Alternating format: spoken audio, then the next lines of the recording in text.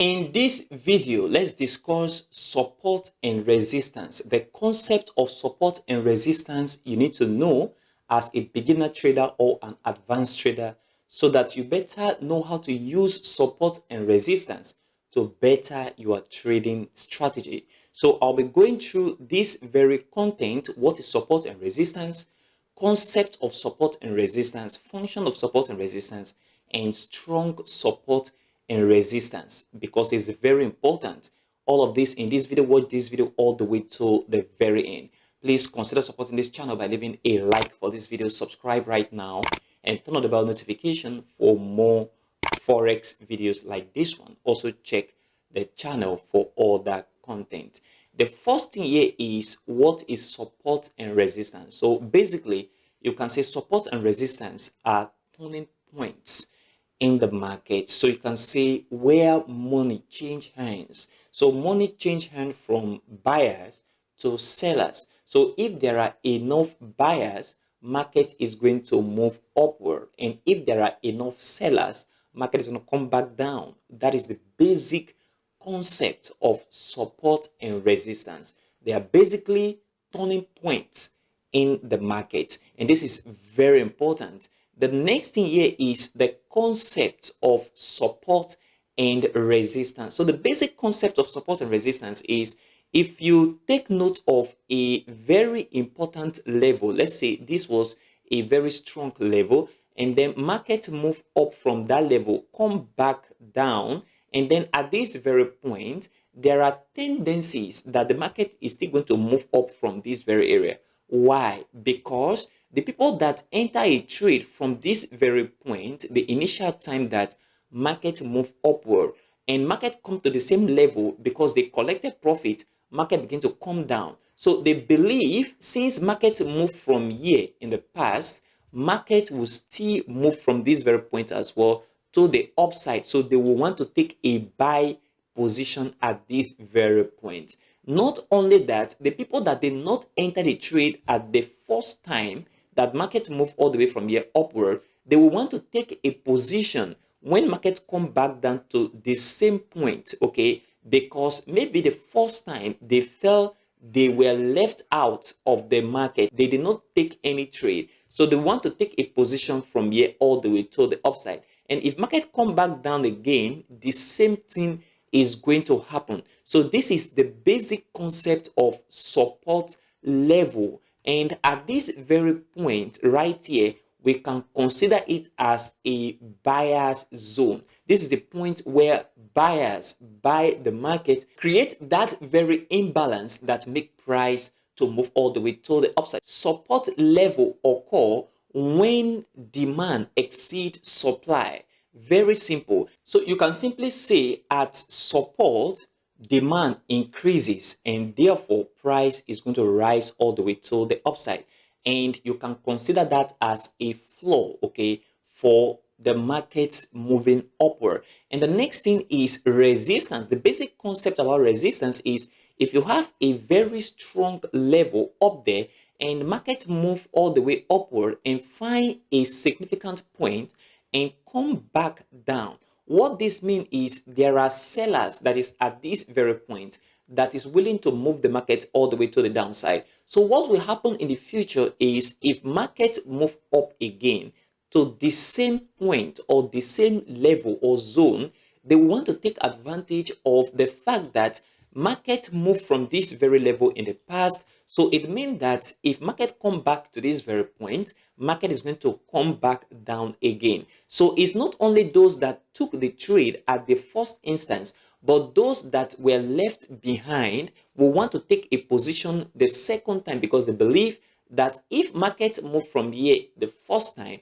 definitely the second time, not all the time, market is going to move downward. So they want to enter a position from this very area, moving the market all the way to the downside. And this is what creates resistance in the market. So this can happen in this formation, and then market can come back again to the same point and then move like that. And this can repeat itself over and over again. So this very area is called resistance level, and it is considered as a zone and not a particular point. So this very concept is resistance level. So you see resistance as a ceiling or as a wall that creates a barrier for you not to move forward. So you can simply put resistance level is a point or a zone where sellers move the market to the downside, or you can simply put as well that resistance level is a point or zone where supply exceed demand. So therefore, price is going to come back all the way to the downside. And this is a very important concept about support and resistance in this very case. So this apply in all markets, be it forex market, commodities market, crypto market, and stock market. You can apply this concept as far as technical analysis is concerned. And the next thing here, which is very, very important, is function of support and resistance. That is S and R. Function of support and resistance is 2, okay? Any other function is very secondary, or it is in this very first function. And the function of support and resistance is just for entry and exit of trades. Every other thing can be very, very secondary. So we'll look at the first one, which is entry of trade. And if you look at entry, they are of 2 categories. So you can enter after a breakout, which we want to call breakout entry, or you can enter after retracement, which we call retracement entry. Let me demonstrate that on this very chart. If you look at, if a market is moving upward and moving like this in a zone or in a sideways formation, and there is a breakout at this very point, okay, market is going to move upward, break here, and begin to move all the way to the upside. That means you are entering after this very breakout. That is when you want to execute your trade, because you believe once the market breakout of this very point is going to move upward. And this is very, very interesting. It also happened in support, in case where market has been going all the way to the downside and then move down and break this level and continue this move all the way to the downside. So it can occur on resistance and also occur at support level as well. So the entry point will be the point of breakout. But one thing very important about breakout is that sometimes you can have what we call false breakout or fake out in the market, which you cannot avoid even though you are a professional trader. What that means is, imagine market breaks out and begin to move upward, and all of a sudden come back all the way to the downside into this very consolidation or ranging zone. This is what we call false breakout or fake out in the market. And another kind of breakout that you can also find in the market is what we call consolidation breakout. And this is a type of breakout that I always want to trade. Let's say, for example, market was moving upward, come back down, move, and then there is a consolidation. How? When candles are forming side by side, they're not really moving upward or down. This is not a sideways movement. So when it's forming side by side, we say it's consolidating. This kind of breakout is very powerful compared to breakout on a range. So when market breaks out, the market have capacity of moving all the way to the upside as well. Now, in this kind of breakout, market can also have a fake out. So we can also have false breakout on this very point, and market can move and come back down as well. But the number of false breakout you can have on the consolidation breakout can be very, very small compared to a ranging market breakout. So this is one of the entry type that you must have to pay attention to, breakout entry, and you use support and resistance for this very kind of breakout. The second one is retracement breakout.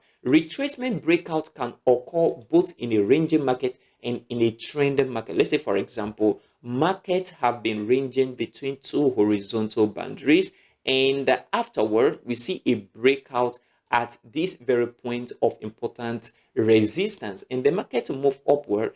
some person will want to wait for the market to retrace. Okay, so there should be a retest on this very level of resistance, and then from here they will take a position for the market to move upward, because when that happens, it filters out false breakout. But the disadvantage about this is that most time the market will just move without coming back down to retest this very level of resistance. The same thing happened on the support level. If market was coming back down and there is a very strong support at this very point, and the market come all the way to the downside and there is a breakout, market can go down and then come back to retest the level, giving you a nice opportunity to enter the market before it can then come back down. So this is retracement entry on support and resistance. Another retracement kind of entry on support and resistance is when the market is in a trend. Let's say, for example, market is moving upward. Let's consider an uptrend, move upward, come back down, move upward, come back down, and then move upward. See, market come back down, form a support right at this point for the next move to the upside, and then we have retracement, go back to the next support here, which was resistance at this point, for market to move upward again. The same thing happened on the downtrend, where market is moving back to the downside, forms a resistance for the market to come back down, and form another resistance for market to come back all the way to the downside in continuation with that very trend. So two ways you can trade resistance and support based on what you are looking at. Are you a retracement entry trader or you trade breakout? Either of these can work for you, but for me, I like retracement entry because markets give you that nice opportunity that it's not going to crash back down again before it's going to move up, especially when it's in a specific trend. The only kind of breakout that I like is the consolidation kind of breakout, and this is super important. Pay attention to this even though you are an advanced trader. And the next thing you have to pay attention to right here is exit. So how do you exit a trade? Exit is of two categories. Either you exit with a profit or you exit at stop loss. Okay, so either the market stop you out or you exit by yourself. So you can also use resistance and support for your take profit target and also your exit position. Let's say, for example, if you are in a trade and market is moving upward, okay, and you feel like entering the market at certain point of support, when market move upward at certain point of resistance that have been created in the market in the past, you can decide to take profit for the market to come back down. And this also happens when you want to set your stop loss. Let's say, for example, you enter at this very point right here for the market to move upward. You can say, okay, since this is a very important support, I will place my stop loss right here because I believe from this support, market is going to move upward.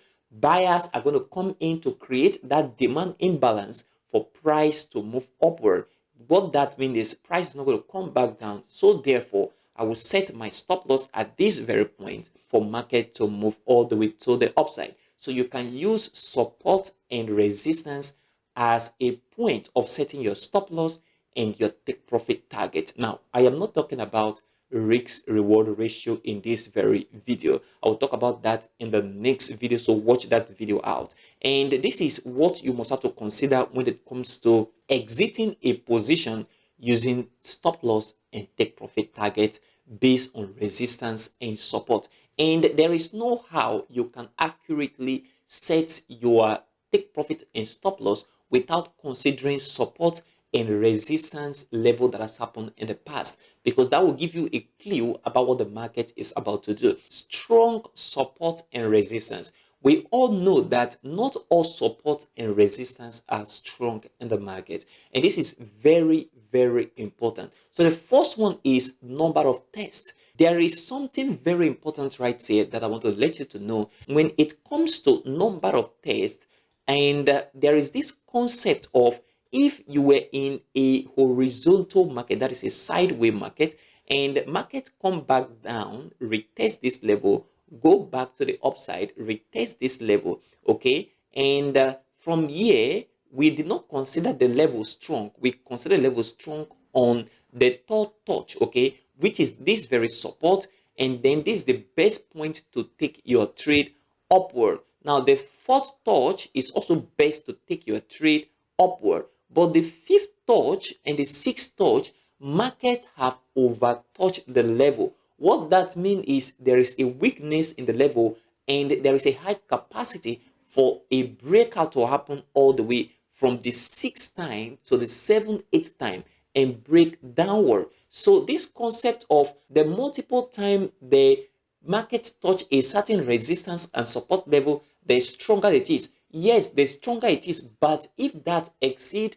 5, please be careful, because it means that the market have high capacity of breaking that very level. And this is what you must have to pay attention to from now onward. So what you need to do right now is to unlearn and relearn this very concept, because if you don't do that, you will get yourself trapped in a very bad position. So when the market have retested more than 5, that is the sixth time, please take note of a breakout is about to happen. What that also means is you can trade at the fourth and the fifth time, okay? The sixth time is very, very dangerous. So you trade the third time, you trade the fourth time, the fifth time, the sixth time, don't trade again. Market is about to break out, be it on resistance or on support. So the number of times that it tests the level matters.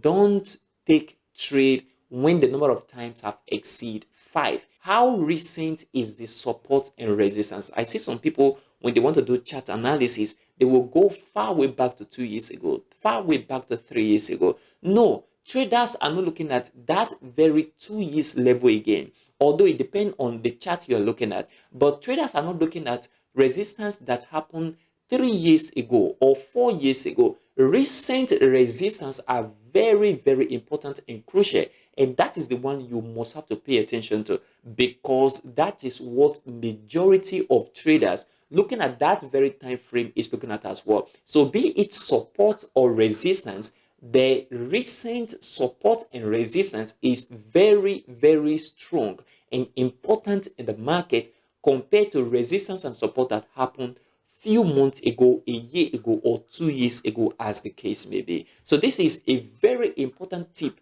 that you must have to consider if you're trading support and resistance. And remember, this is applicable when it comes to forex or crypto commodity trading or stock trading. And the next one here is high volume. Unfortunately, the forex market does not show us real volume, unlike the crypto market. So if you're trading crypto, that will be a bonus for you, because that will show you that very volume. So high volume mean that that very level of support or resistance is very, very strong. What that also means is that low volume mean that level of resistance or support is also very weak. So consider volume trading very, very important when you're looking at parameters to justify levels of support and resistance that are very, very strong. And the next thing you must have to consider right here, which is the last one, is the support and resistance level on the higher time frame are stronger. I see some beginner traders, when they want to look at support and resistance, they use the 30-minute chart, they look at the 15-minute chart, they look at the 5-minute chart. That will give you a lot of false support and resistance structure. Why?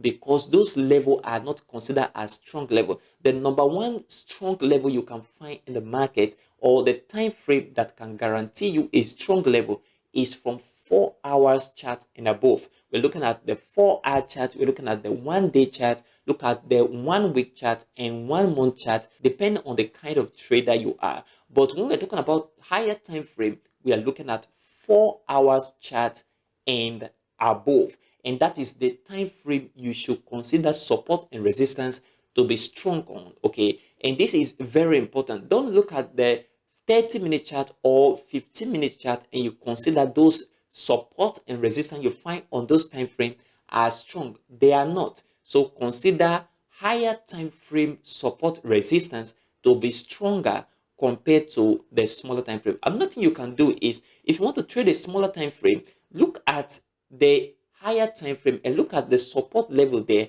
mark them out by zooming into the chart and then by zooming out on the chart, and then you use that very support and resistance level on the higher time frame to trade the lower time frame. With this, it will help you identify the stronger support and resistance on the higher time frame, and then you use that to trade on the lower time frame if you are a day trader or a scalper. This is a very important concept when it comes to support and resistance level. And by the way, if you want to trade support and resistance level perfectly, please don't trade it alone. You have to trade it with, number one, your price action. Use your price action strategy to trade your support and resistance level. And secondly, you must use your favorite indicator to verify whether that level is strong or not. And lastly, which is the number 3 thing, is your candlestick patterns, which is also very important. You use this to support your support and resistance trading concept